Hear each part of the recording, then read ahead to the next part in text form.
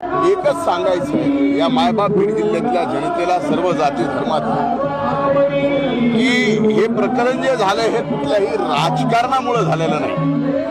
हे प्रकरण कामाच्या व्यवहारातून झालेलं प्रकरण आहे. त्यामुळं आता अशा प्रकरणामध्ये राजकारण आणून पुन्हा जात पात धर्म करून खऱ्या अर्थानं संतोष देशमुखवर जी हत्या झाली त्या बाबतीमध्ये आपण त्याला न्याय देतोय का आपण आपलं वेगळ्या पद्धतीचं राजकारण करून दुसऱ्याला दोष देऊन आपली राजकीय पोळी साधून घेतोय हे सुद्धा बघायला पाहिजे. तुम्हाला कुणी अधिकार दिला एखाद्याचा संसार उद्ध्वस्त करण्याचा? तुम्हाला कुणी अधिकार दिला एखाद्याचा जीव घेण्याचा? तुम्हाला कुणी अधिकार दिला एखाद्याला उद्ध्वस्त करण्याचा, संपवण्याचा? कायद्याची भीती गेली कुठं? सत्तेची मस्ती एवढी माजली कशी? आणि कुठल्या नेत्याचे इतके आशीर्वाद असे पवित्र झाले कसे? महाराष्ट्राचा बिहार होऊ द्यायचा नाही, अहो बीड जिल्ह्याचाच बिहार होऊ द्यायचा नाही. आज जर दिवसा ढवळ्या हत्या होत असतील, जाळपोर मारहाण आणि सूड उगवले जात असतील, तर हे माणसं नाहीत, हे रानटी जनावरं आहेत जे द्वेषापोटी, रागापोटी किंवा एखाद्याचा जीवच घ्यायचा आहे अशा पद्धतीनं वागत असतील. ते कुठल्याही जाती धर्माचे असू द्या, ती माणसं नाहीत असं म्हणावं लागेल.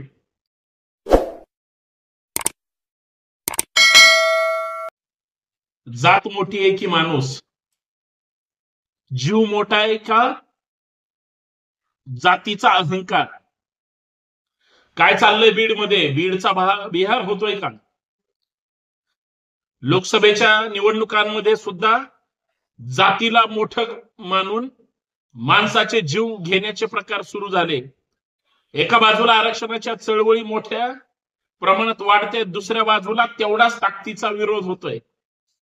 कोण कोणाच्या जातीचा त्या ठिकाणी द्वेष करतोय आणि तुम्ही माणसं मारताय. मसाजोगच्या सरपंचांनी अर्थात संतोष देशमुख साहेबांनी कुणाचं काय वाईट केलं होतं? त्यांची जात आडवी आली, सरपंचकी आडवी आली का त्यांच्या भूमिका? अहो दिवसा ढवळ्या एक बीड जिल्ह्यातल्या परळीचा नेता आणि त्याचे 2-4 चमचे खुलेआम जर दादागिरी करत असतील तर तो सत्तेचा माज म्हणायचं, सत्तेची मस्ती म्हणायचं, संपत्तीचं अफाट त्या ठिकाणी मस्तीखोर दर्शन म्हणायचं का गोरगरिबांच्या मुंड्यावर पाय देऊन मोठं होणं म्हणायचं? याचा सुद्धा विचार झाला पाहिजे. धर्माची दारू आणि जातीची नशा इतकी वाईट असते, एक नाही एक दिवस सत्यानाश करते. हे प्रत्येक गोष्टीमध्ये, प्रत्येक राज्यामध्ये उभ्या देशाला दिसून आलंय. त्याला बीड अपवाद नाही असं म्हणायला हरकत नाही. पवनचक्कीच्या त्या ठिकाणी अधिकाऱ्यांना 2-2 कोटीची खंडणी मागताना जर एका मंत्र्याच्या जवळच्या शूटरला त्या ठिकाणी गुन्हे दाखल होतात, कोणते कराड किंवा चाटे, जर इतका तुम्हाला पदाचा नेत्यांपासून सगळ्यांपर्यंत जर फक्त आणि फक्त दहशत निर्माण करून एखाद्याला विकत घेण्यापर्यंत आणि तुमची मस्ती दाखवण्यापर्यंत जर सगळे प्रकार चालत असतील, नुसता बीड जिल्हा पाहत नाही, नुसती एखाद दुसरी जात पाहत नाही, धर्म पाहत नाही, उभा महाराष्ट्र पाहतोय काय चाललंय बीडमध्ये. नुसता बीड जिल्हाच नाही, संपूर्ण मराठवाड्यामध्ये प्रचंड मोठी खदखद आहे. सरकारप्रती असंतोष आहे आणि नेत्यांप्रती इतका राग आणि द्वेष आहे. प्रत्येक गोष्टीत जातीचं आणि विकृत राजकारण केलं जातंय. मी कुठल्या एका जातीचा समर्थक नाही आणि मी कुणाला एखाद्या नेत्याला बदनाम करण्यासाठी आपल्या समोर आलो नाही. काही परिस्थितीवर चर्चा करायची आणि ती चर्चा रोखोक पद्धतीने केली पाहिजे, म्हणून हा संतोष शिंदे आपल्या समोर आलाय. मित्रांनो, जय शिवराय, जय जिजाऊ, जय महाराष्ट्र, जय भीम. मी संतोष शिंदे आपल्या सर्वांचं या सामाजिक विचारपीठावर मनपूर्वक हार्दिक स्वागत करतो. विनंती एवढीच आहे, व्हिडिओ शेवटपर्यंत पहा, व्हिडिओ जास्तीत जास्त शेअर करा आणि सगळ्यात महत्वाचं बेल आयकॉन प्रेस करायला विसरू नका. कोण असा माजलेला नेता आहे बीडमध्ये जो वाळूची कंत्राट घेतोय, वाळूच्या तस्करीमध्ये गोरगरीब सर्वसामान्य पोरांना, प्रतिस्पर्धी वाटणाऱ्यांना वाळू महाराष्ट्रासमोर जर उद्या आलं तर वेगळं वाटायची गरज नाही. असा कोणता नेता आहे, असा कुठला व्यक्ती आहे जो विनाकारण सत्तेचा आणि पदाचा गैरवापर करून जाती जातीमध्ये विष कालवतोय? आणि कोण असा नेता आहे जो ठरवून घाणेरडं राजकारण करतोय, कुणाला तरी निवडणुकीतून त्या ठिकाणी हद्दपार करायचंय, निवडणुकीत पाडायचंय, कोण कुटील डाव करतोय? जातीच्या आणि धर्मांच्या या सगळ्या उतरंडी माणसाला संपुष्टात आणू पाहतायत, आम्हाला कळायला मार्ग नाही. जात मोठी आहे की माणूस, याचं उत्तर मला मिळालं पाहिजे. त्याचं कारण सुद्धा तसंच आहे. जे घडतंय बीड जिल्ह्यामध्ये, जे घडतंय मराठवाड्यांमध्ये, महाराष्ट्रात कुठंच घडत नाही. आणि आम्हाला बोलण्याचा तेवढाच हक्क आहे, कारण माणसं सुरक्षित नाहीत. जातीसाठी दुसऱ्याच्या माणसांना मारलं जातं का? किंवा दुसऱ्यांच्या माणसांना मारण्यासाठी तुमच्या जातीचा उन्माद दाखवायचा आहे का? फार मोठी गंभीर गोष्ट आहे. आज महाराष्ट्रामध्ये जर अशाच पद्धतीचं वातावरण राहिलं तर विद्वेषाच्या भिंती प्रत्येक जाती जातीमध्ये उतरंडीपेक्षा भयानक येतील. तुमच्याकडे कितीही पैसा आणि संपत्ती असू द्या, कायद्यापुढे तुमचं काही चालणार नाही. प्रत्येकाचा माज हा कायद्यापुढे जिरवला जातो, हे वेगळं सांगायची गरज नाही. कोण पदाचा गैरवापर करतोय? एखाद्यावर खंडणीचे गुन्हे दाखल झालेले असताना सुद्धा अटक तर सोडा, जर तिथल्या नेत्यांना विचारलं जातं, ते म्हणतात महाराष्ट्रात एकाच ठिकाणी ही गोष्ट घडली का? महाराष्ट्रात फक्त इथंच घडलं का? अरे एका माणसाचा जीव गेलाय, जीव घेतलाय. याच्या अगोदर सुद्धा घरं जाळली, याच्या अगोदर सुद्धा प्रचंड मोठे हल्ले झाले, दुकानं जाळली गेली. प्रचंड द्वेष द्वेष द्वेष कशाकडे घेऊन चाललोय आम्ही आमचा समाज? बांधवांनो, हात जोडून विनंती आहे, समाजामध्ये विष कालवणारे कधीच शहाणे नसतात आणि त्याला सामाजिक सलोखा राहावा असं कधीच वाटत नसतं. हे लिहून ठेवा. जर एका निरपराध व्यक्तीची हत्या इतकी निर्घुण पद्धतीनं होत असेल तर मग तो बीड जिल्हा बंद ठेवला काय? किंवा तालुके शहर गाव बंद ठेवले काय? तो माणूस त्याच्या कुटुंबाला त्या ठिकाणी मुकलाय आणि कुटुंबातल्या लोकांना त्यांचा आधारवड त्या ठिकाणी निघून गेलाय. तुमचा उन्माद आणि तुमची मस्ती कशाशी निगडीत आहे?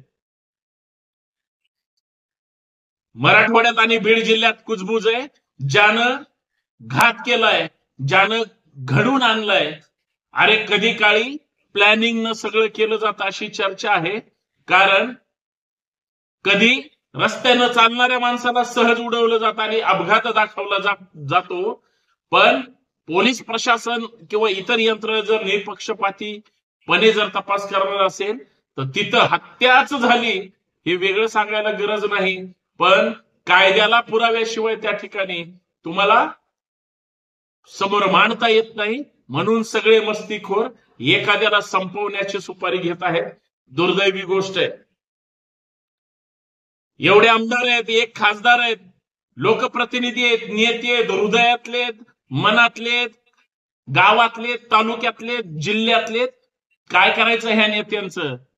हे नेते जर प्रायव्हेट लिमिटेड कंपन्या चालवत असतील तर या नेत्यांनी महाराष्ट्राला आणि आपल्या तालुक्याला, जिल्ह्याला, जातीला यांच्या पद्धतीने नाचवण्याचा कार्यक्रम सुरू केलाय. चालणार नाही, चालू नये. म्हणजे एका बाजूला सगळे टोकाची भूमिका घेतायत, तसं बोलतायत. मला असं वाटतं कोणीतरी पुढाकार घेऊन जाती जातीतल्या विद्वेषाच्या भिंती मिटवणं गरजेचं आहे. अन्यथा ही जातीवादी पिलावळ कुठल्याही जातीतली असू द्या, मी कुठल्याही एका जातीबद्दल बोलत नाही. जातीवादी पिलावळ ज्या ज्या पद्धतीनं वळवळ करते, उन्माद दाखवते, ती विघातक पद्धतीनं काम करते हे विसरून चालणार नाही आणि याचा बिमोड झाला पाहिजे. मराठवाड्यामध्ये बीड जिल्हाच काय, असे काही जिल्हे आहेत आणि असे काही नेते आहेत, नेत्याच्या नावावर त्यांचे चेले चपाटे इतकी दादागिरी करतात, इतकं नेत्याचं प्लॅनिंग करतात आणि मलिदा घरात बसून खातात, खंडाने गोळा करतात, अधिकाऱ्यांना त्रास देतात. मर्जीतले अधिकारीच नेते तालुक्यामध्ये पोस्टिंगवर टाकतात. सगळ्या डिपार्टमेंटला, सगळ्या खात्याला आपल्याच मर्जीतले अधिकारी असतात. एखाद्यावर अन्याय झाला आणि तो तक्रार घेऊन गेला, त्याची तक्रार घेतली जात नाही, त्याच्यावर अन्याय अत्याचारच झाला पाहिजे अशा पद्धतीला आणि त्याचं मानसिक खच्चीकरण झालं पाहिजे अशा पद्धतीनं छळ होतोय आणि छळ केला जातोय. हे किती दिवस सहन होणार? आज केस तालुका असेल, गेवराई असेल, बीड असेल, माजलगाव असेल, परळी असेल, सगळ्या तालुक्यांमध्ये आष्टीपासून अंबाजोगाई पर्यंत सगळीकडे प्रत्येकाच्या मनात दहशत आहे. प्रत्येक जण या सगळ्या जुलमी राजवटीला त्या ठिकाणी वैतागलेला तर आहेच, परंतु दुसऱ्या बाजूला एक अंतर्गत संघटन सुद्धा त्या ताकदीनं मजबूत होत आहे, जे इथल्या व्यवस्थेला आज ना उद्या घातकी ठरणार आहे. याच्यावर कोण त्या ठिकाणी विजय मिळवणार या सुद्धा गोष्टीचा विचार झाला पाहिजे. महाराष्ट्राचा बिहार होऊ द्यायचा नाही, अहो बीड जिल्ह्याचाच बिहार होऊ द्यायचा नाही. आज जर दिवसा ढवळ्या हत्या होत असतील, जाळपोर मारहाण आणि सूड उगवले जात असतील, तर हे माणसं नाहीत, हे रानटी जनावर आहेत, जे द्वेषापोटी, रागापोटी किंवा एखाद्याचा जीवच घ्यायचा आहे अशा पद्धतीनं वागत असतील. ते कुठल्याही जाती धर्माचे असू द्या, ती माणसं नाहीत असं म्हणावं लागेल. तुम्हाला कुणी अधिकार दिला एखाद्याचा संसार उद्ध्वस्त करण्याचा? तुम्हाला कुणी अधिकार दिला एखाद्याचा जीव घेण्याचा? तुम्हाला कुणी अधिकार दिला एखाद्याला उद्ध्वस्त करण्याचा, संपवण्याचा? कायद्याची भीती गेली कुठं? सत्तेची मस्ती एवढी माजली कशी? आणि कुठल्या नेत्याचे इतके आशीर्वाद असे पवित्र झाले कसे, जे इथल्या व्यवस्थेला अशा पद्धतीनं अक्षरशः गुलाम ठेवले जात आहेत? याचा विचार, याचा शोध आणि बोध घेणं गरजेचं आहे.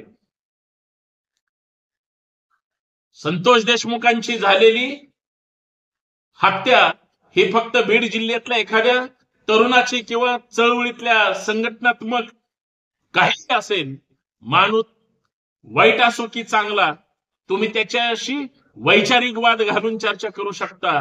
अशा पद्धतीनं जर कोण सूड उगवत असेल, उगवणार असेल, तर ही अत्यंत भयानक आहे, अराजकतेकडे चाललेली वाटचाल आहे आणि याचा बदला इथल्या संवैधानिक व्यवस्थेने घेतला पाहिजे आणि गुन्हेगाराला कठोर शासन झालं पाहिजे.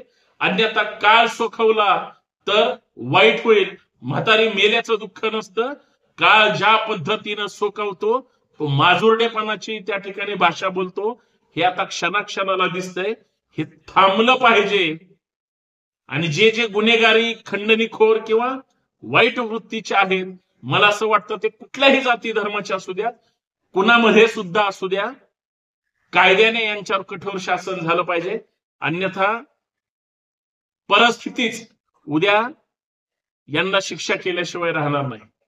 बाकी जनता जनार्दन आज न उद्या लोकशाही संविधानिक मूल्यांना प्रमाण मानून यांना यांच्या पद्धतीनं धडा शिकवतीलच. उद्या आज सत्तेत असणारे उद्या जर घरी बसवले, सत्तेतून पाय उतार झाले, तर ह्यांची तोंड बघण्यासारखी असतात. ते कुठलेही असू द्या, ह्यांना मग लगेच उतरती कळा दिसते. हेच एक अर्ध सत्य म्हणायला हरकत नाही. वाईट सुरू आहे, कायदा सुव्यवस्थेचे धिंडवडे उडवले जात आहेत. महाराष्ट्रात कायदा सुव्यवस्थेचा प्रश्न परत निर्माण होतोय. सुरक्षित कुणीच होत नाही. गृह विभाग किंवा त्यांची लोक जे परभणीला होत आहे, जे बीडला होत आहे, उघड्या डोळ्यांनी का पाहत नाहीत आणि शासन प्रशासन याच्यावर गंभीर का होत नाही, हा खरं तर विचार करण्यासारखी गोष्ट आहे. आणि मायबाप सरकार म्हणून ते जर त्यांच्या सगळ्या लोकांसाठी दुर्लक्षित करणार असतील तर हे चुकीचं आहे. बाकी बीड जिल्ह्यातले किंवा मराठवाड्यातले सगळे समाज बांधव माणूस म्हणून जगतील आणि माणसासारखं वागतील. अन्याय होत असेल तर त्याला वाचा फोडतील आणि कुणी दादागिरी दहशत करत असतील तर ते मोडून काढतील. एवढीच माफक अपेक्षा आहे. धन्यवाद. जय महाराष्ट्र.